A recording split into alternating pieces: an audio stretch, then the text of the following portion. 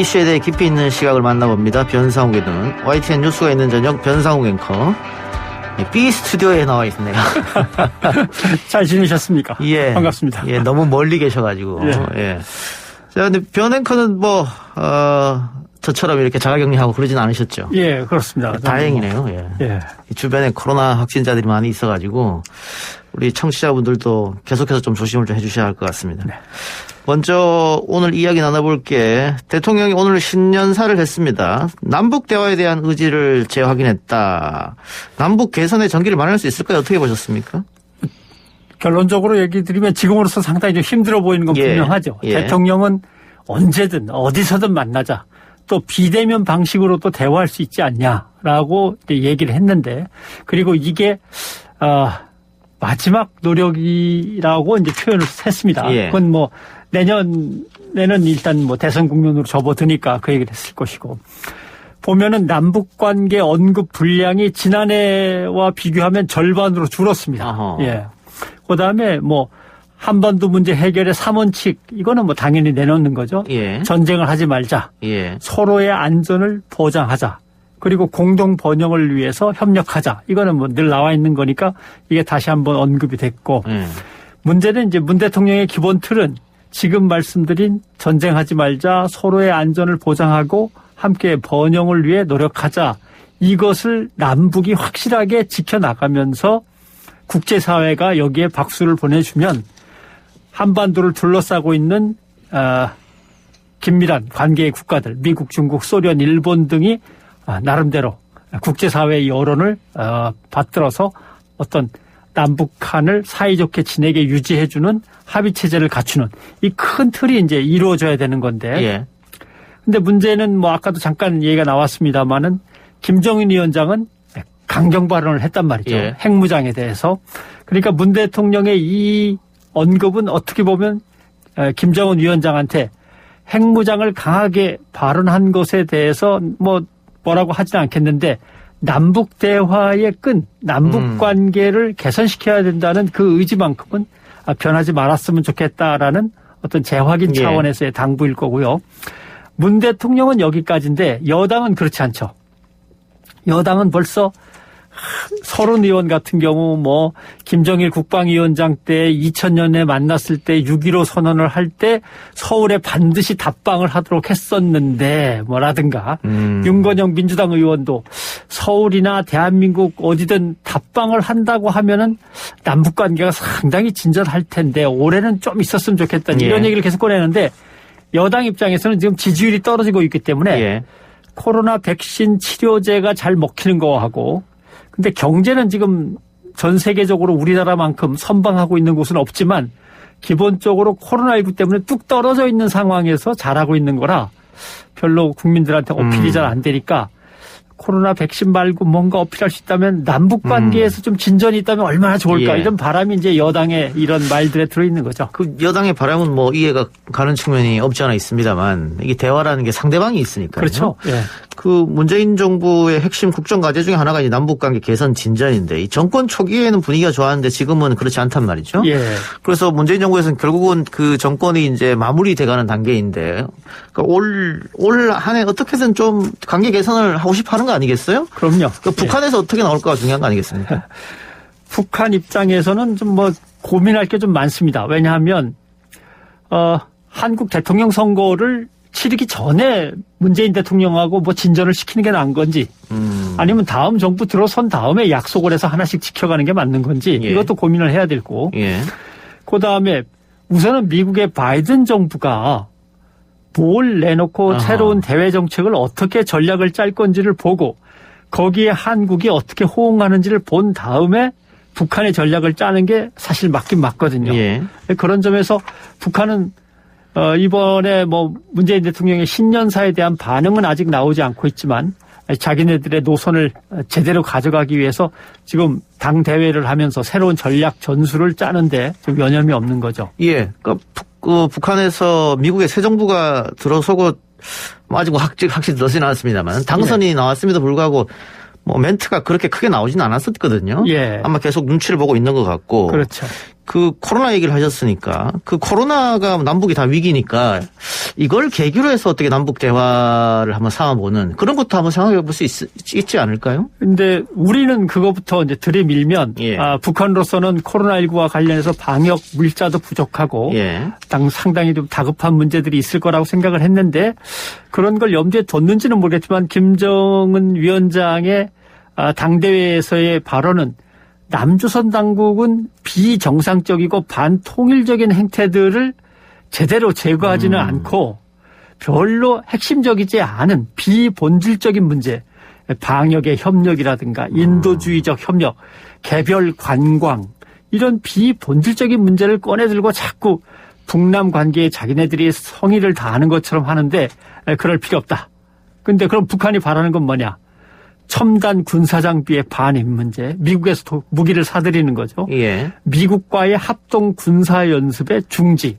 이런 것들은 계속 하지 말라고 우리가 북한이 경고를 하는데도 왜 한반도의 평화와 군사적 안정에 대해서 역행하고 있느냐. 예. 지금 북한의 반응은 당대회에서 나온 건 이런 것들이니까 결국 북한이 제일 신경 쓰는 건 거대한 미국이란 나라와 사실 군사력으로 따져도 세계에서 몇 위 안에 드는 대한민국과 항상 합동 군사훈련을 하고 대한민국이 국방비를 많이 쓰면서 새로운 무기를 계속 사들이는 것에 대해서 뭔가 불안해하고 있는 건 분명합니다. 이거를 좀 가실 수 있게 해달라라고 하는 요청이 들어있는 거죠. 그러면 뭐 북한 입장은 결국은 본인들의 어떤 안전보장 문제와 포함해서 미국을 가장 신경 쓰는 거군요. 그렇죠.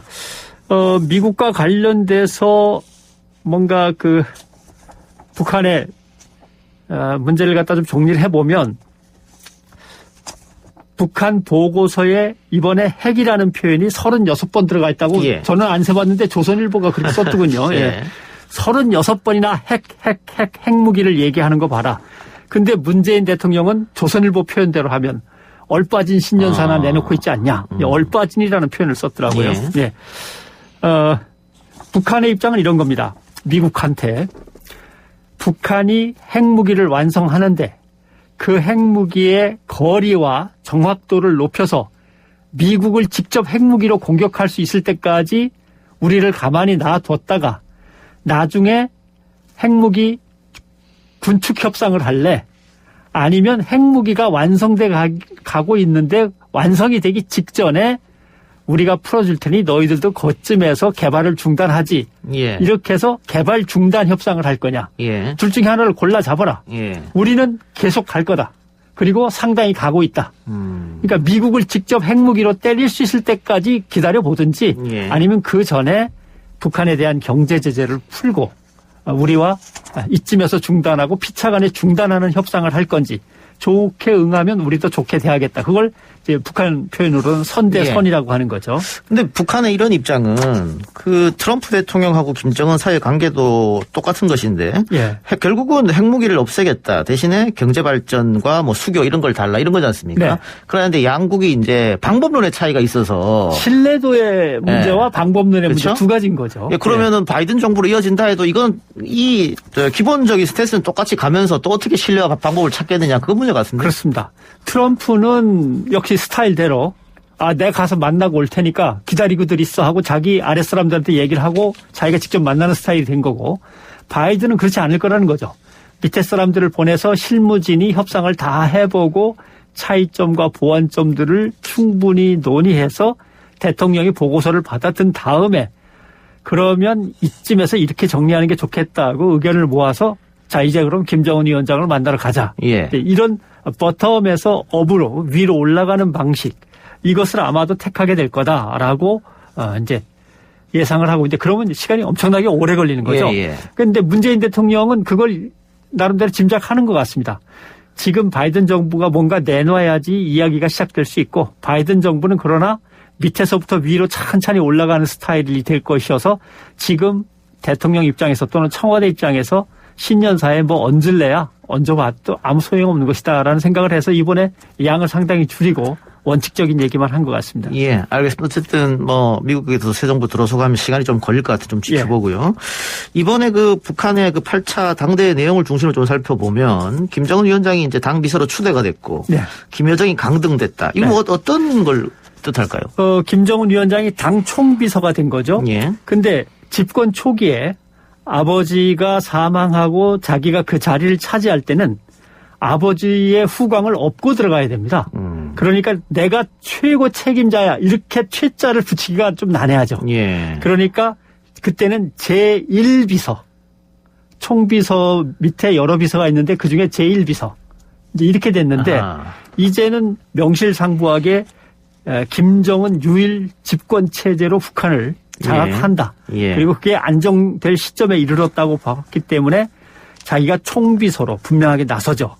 그리고 이제 총비서의 입장은 두 가지입니다. 하나는 이제는 확실한 내 권력 체제다라는 의미가 있고 경제든 핵발전이든 군사 안전이든 간에 외교 문제든 간에 이제는 잘 안 되면 총비서가 그만큼 무거운 책임을 진다. 예. 네, 이런 책임을 다하겠다는 의미도 담겨 있고 나머지 흐름을 보면 물갈이가 많이 됐고 그다음에 젊은 사람들로 많이 바뀌었고 군부를 좀 약화시켰습니다. 예. 군부를 존중하다가 이제 자기 체제가 되니까 군사화력도 좀 약화시키고 전문 관료들을 많이 등용하고 자기 측근들을 많이 데려다 놓고 측근 중에서 제일 지금 관심을 모으고 있는 게 조영원 정치국 상무위원이죠. 예. 예전에는 뒤에서 계속 이렇게 조언을 하고 자문을 하는 역할이었는데 이제는 전면으로 나서서 조영원이 이제 뭔가 주목을 받고 있고 김여정 거취에 관심들이 예. 많습니다. 정치국 후보위원 명단에 있었는데 예전 같으면 예. 정치국원은 아니지만 후보위원 명단에 있었는데 정치국 후보위원 명단에서 이번에 빠졌습니다. 예. 그다음에 제1부부장입니다. 부부장. 요번에 부장으로 승진할 줄 알았는데 부부장에서 근황이 있고 부장이 되지 못했죠. 당 중앙위원회 이름만 올라가 있습니다. 당 중앙위원회 위원으로 서열로는 20번째 서열입니다만 근데 대개 이걸 경질로 볼 거냐 이제 좌천이다 이렇게 예. 볼 거냐 그렇지 않다. 내부 권력을 다지느라 바빴을 때는 외교 관계는 김여정한테 좀 맡겨놨었는데 이제 확실하게 내부 권력 다지기가 끝났으니까 김정은이 다시 회수해 가고 김여정한테는 또 다른 임무를 부여하는 것이다. 예. 역할만 바뀐 거다라는 거죠. 그리고 하노이 회담에서 실패했을 때도 김 부부장이 잠깐 밑으로 빠졌다가 또 올라오기도 했습니다. 예. 그러니까 지난번 승진을 감안할 때 이번엔 잠깐 쉬어가는 의미도 있고 두 번째로는 김여정이 너무 빨리 승진한다고 견제하는 세력들이 있을 수 있는데 그 세력들을 향해서 조금 이제 누그러뜨리라는 의미에서 잠깐 쉬어가고 예. 그다음에 당 중앙위원회는 그냥 남아있기 때문에 당 중앙위원은 승진 대기석입니다. 그러니까 아무 때나 끌어올릴 수 있습니다. 그것도 염두에 둬서 좌천이나 탈락은 아니다. 이렇게 볼 수 있는 거죠. 예. 그런데 김정은 위원장이 총비서로 추대가 됐고 그 변행커 말처럼 이제는 책임도 본인이 오롯이 져야 되는데 예.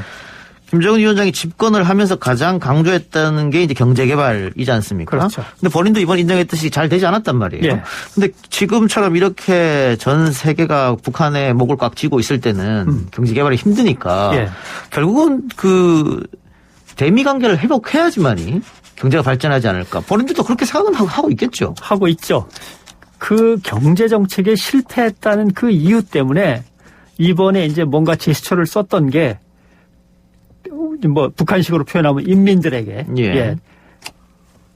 김정은 위원장의 친필 예. 연하장이 내려간 거죠. 근데 국민들은 이걸 보고 감격했다고 울었다고 합니다만은 아무튼 그런 제스처도 써가면서 조금만 더 기다려 달라라고 하는 의미를 이제 부여하는 거죠. 예. 근데 이런 어떤 대책이랄까요? 또 미국에 보낸 메시지랄까요? 이런 것들이 워싱턴에 먹히겠느냐? 바이든 입장에서는 북한이라는 존재를 역시 민주당의 그 골격대로 중요하지도 않지만 또 안 중요한 것도 아닌 이런 상태로 계속 오랫동안 끌고 갈 수 있습니다. 이걸 우리가 예전에는 전략적 인내라고 불렀었죠. 예. 오바마 때 이걸 전략적 인내라고 불렀는데 전략적 인내 비슷하게 쭉 끌고 가면서 천천히 해결하지 이렇게 시급한 게 아니야라고 생각할 수 있고 두 번째 문제는 다시 불거진 게 이란입니다. 예. 이란은 지금 핵무기를 만들 수 있는 핵의 농축 능력이 있는데 그 능력을 제재당하고 일정 부분만 핵을 이제 농축시킬 수 있고 그 다음 단계는 외국에다 보내서 외국에서 그걸 연료에 쓸 수 있을 만큼 농축시켜서 다시 수입해 들어오는 복잡한 단계를 거치고 있단 말이죠. 그런데 얼마 전에 우리 이렇게 못하겠다. 확 올려버리겠다. 그 예. 수준을. 이렇게 이제 선언을 했고 거기서 조금만 더 가면 이제 핵무기를 자체적으로 또 만들 수 있는 수준이 되니까 미국으로서는 당장 이란 문제를 해결해야 됩니다. 이란 문제를 해결하고 그 해결 방식을 북한에 어느 정도 바꾸어서 적용시킬 거냐. 이 연구를 해야 되는 마당이기 때문에 북한에 대해서는 제1주제가 아니라 제2주제나 제3주제로 뒤로 물릴 가능성이 크죠. 예.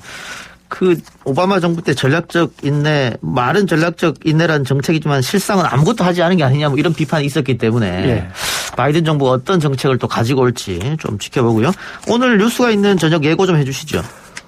오늘 뉴스가 있는 저녁에서는 그 지난주에 한 2차례에 걸쳐 설명이 됐습니다마는 BTJ 열방센터. 아하. 여기에서 거의 한 2,000명에 이르는 분들이 지금 검사를 받으셔야 되는데 받지 않고 있어서 예. 좀 심각한 문제가 있고 예. 그거와 관련해서 신천지의 대구 지부에서 엄청나게 많은 1,500명에 이르는 환자가 나오지 않았습니까? 예.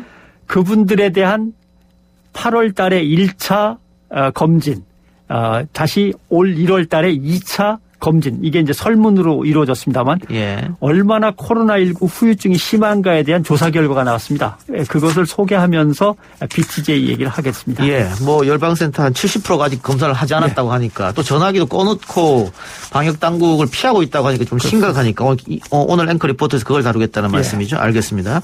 YTN 뉴스가 있는 저녁 저희 이동희 뉴스 정면서 끝나면 또 라디오로 바로 이어서 들을 수 있으니까 여러분들 많은 청취 부탁드리겠습니다. 지금까지 변성우 앵커와 함께했습니다. 고맙습니다. 고맙습니다.